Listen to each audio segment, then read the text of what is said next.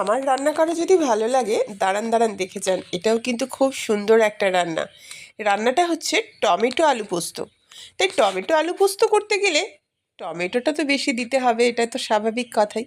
কেটে নিলাম আমি বেশ অনেকগুলোই টমেটো। টমেটোগুলো কাটার পরে কি সুন্দর দেখতে লাগছে, তাই না? রঙটা যেন ফুটে উঠেছে একদম। এবার মশলার জন্য নিয়ে নিলাম পোস্ত, তিল, শুকনো লঙ্কা, পাকা কাঁচা লঙ্কা আর অল্প আদা।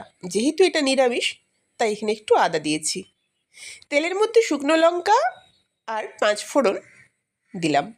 এবার কেটে ধুয়ে পরিষ্কার করে রাখা আলুগুলো তুলে নিলাম।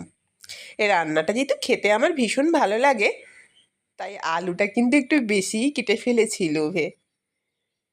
এবার দিয়ে নিলাম উপর থেকে নুন, হলুদ আর লঙ্কার গুঁড়ো। আর কোনো কাজ নেই, শুধু ভাজলেই হলো। ভাজতে থাকো একদম লাল করে, কারণ আগে তো টমেটো দেওয়া যাবে না, টমেটো দিতে হবে পরে। টমেটো যদি আগে দিই আলু তো তাহলে আর সিদ্ধ হবে না। তাই ভাজতে থাকলাম ভাজতে থাকলাম, ভাজতে ভাজতে অনেকক্ষণ পর যখন দেখব যে আলু প্রায় সিদ্ধ হয়ে গেছে, তখন এবার টমেটো দেওয়ার পালা। দেখে নিলাম, একটু চেক করে দেখে নিতে হবে আলুটা সেদ্ধ কিনা। দেখলাম আলুটা ভালোই সেদ্ধ হয়ে গেছে। এবার আমি দিয়ে নিলাম পুরো টমেটোটা। টমেটো দিতে আলুর উপরে রঙটা একবার চেয়ে দেখুন, শুধু চেয়ে দেখে না, খেতেও কিন্তু ব্যাপক। করে দেখবেন একবার।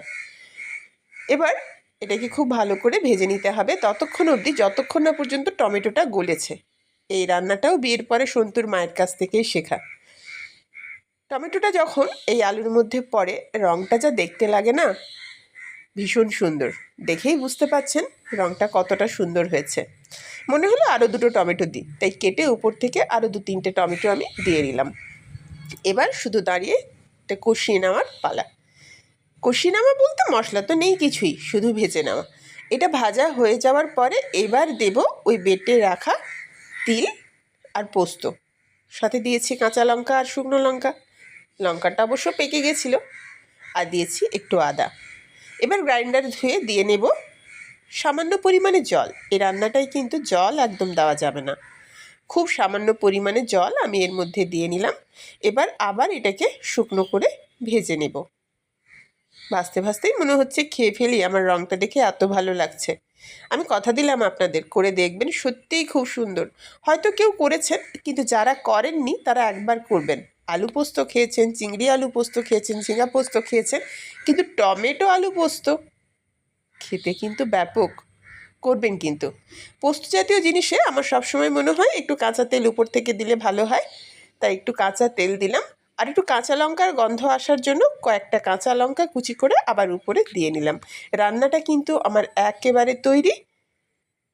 এবার একটা প্লেটে ডিশে আমি সার্ভ করে নিলাম। দেখতেও কিন্তু ব্যাপক হয়েছে, খুবই সুন্দর। নতুন করে বলবো কি, দেখতেই তো পাচ্ছেন আপনারা। করবেন একবার, খুব ভালো হয় কিন্তু।